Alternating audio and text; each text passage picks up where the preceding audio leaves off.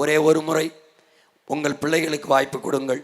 இந்த ஆட்சி, இவர்கள் ஆள் மாறி இருக்கிறார்கள், ஆட்சி மாறி இருக்கு, ஆட்சி முறை மாறி இருக்கிறதா சிந்தித்து பாருங்கள். உங்கள் பிள்ளைகள் ஆள் மாற்றத்திற்கு, ஆட்சி மாற்றத்திற்கு வந்தவர்கள் அல்ல, அடிப்படை அமைப்பு அரசியல் மாற்றத்திற்கு வந்தவர்கள், ஆட்சி முறை மாற்றத்திற்கு வந்தவர்கள்.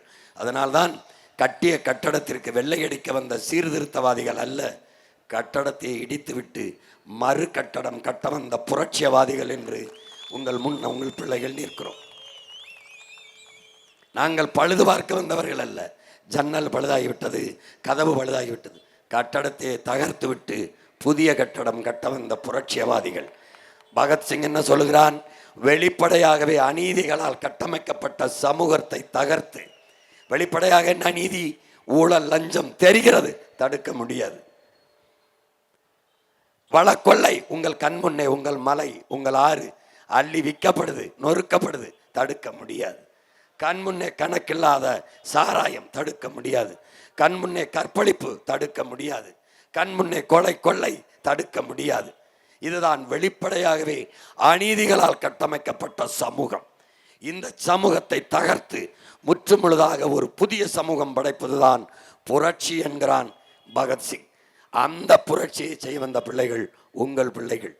இதை எல்லோரும் இந்த களத்திலே, தேர்தல் களத்திலே எடுத்து வைக்கிற கருத்துக்களை என் அன்பு சொந்தங்கள், என் அருமை தம்பி தங்கைகள் ஆழ்ந்து கவனியுங்கள்.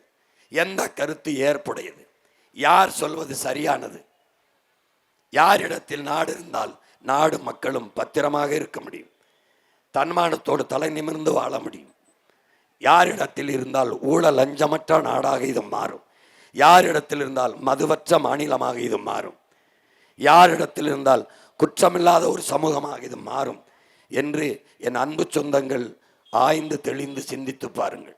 யாராவது வந்து மதுக்கடையை மூடுவோம் என்று தேர்தல் அறிக்கையில் சொல்கிறார்களா? சொல்ல மாட்டார்கள். ஏன்?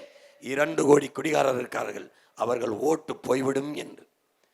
உங்கள் பிள்ளைகள் எனக்கு குடிக்கிற மக்களின் வாக்கு வேண்டாம், குடிமக்களின் வாக்கு ஒன்றே போதும் என்ற நோக்கிலே இந்த களத்திலே நிற்கிறோம். போதையில் இருக்கிறவன் தனக்கான தலைவனை என்ன சிந்தனை தெளிவில் தேர்வு செய்வான்? குடிக்க காசு கொடுத்தால், குவாட்டரை கொடுத்தால் போடுவான், சாப்பாடும் சாராயம் கொடுத்தால் போடுவான். நாட்டின் எதிர்காலத்தை குடிகாரன் தீர்மானிக்கிறான் என்றால் அந்த நாடு உண்மையிலே குடியரசா இல்லை குடிக்கிற மக்களின் அரசா என்பதை அறிவார்ந்த தமிழ் சமூக மக்கள், என் தம்பி தங்கைகள் சிந்தித்து பார்த்து முடிவெடுங்கள். நல்லதை தேர்வு செய்கிற நீங்கள் சரியானதன் பக்கம்தான் எப்பவும் நிற்பீர்கள். பையனுக்கு பொண்ணு பார்த்தால் நல்ல பொண்ணாக இருக்கணும், பொண்ணுக்கு மாப்பிள்ளை பார்த்தால் நல்ல மாப்பிள்ளையாக இருக்கணும், சாப்பிட போனால் நல்ல கடையாக இருக்கணும், துணி எடுக்க போனால் நல்ல கடையாக இருக்கணும், நகை வாங்க போனால் நல்ல கடையாக இருக்கணும். எல்லாவற்றிலும் நல்லதை தேடுகிற என் அன்பு சொந்தங்களே, 5 ஆண்டு கால எதிர்காலத்தை தீர்மானிக்க போகிற, உங்கள் வாழ்க்கையை தீர்மானிக்க போகிற அடுத்த ஆட்சியை எது நல்லது என்று யோசித்து சிந்தித்து தெளிந்து ஆய்ந்து முடிவெடுத்து வாக்கு செலுத்துங்கள். வாக்கு ஒரு வலிமை மிக்க ஆயுதம், அதை அநீதிக்கு எதிராக தூக்குங்கள். பசி, பஞ்சம், ஊழல், லஞ்சம், கொலை, கொள்ளை, சாதிய இழிவு, தீண்டாமை, அடக்குமுறை, ஒடுக்குமுறை, பெண்ணி அடிமைத்தனம், பாலியல் வன்கொடுமை, மது, மத போதை, வளக்கொள்ளை, இது ஏதுமற்ற புதிய ஒரு தேசம் செய்வோம். மக்கள் புரட்சியாளரை உறுதி செய்வோம்.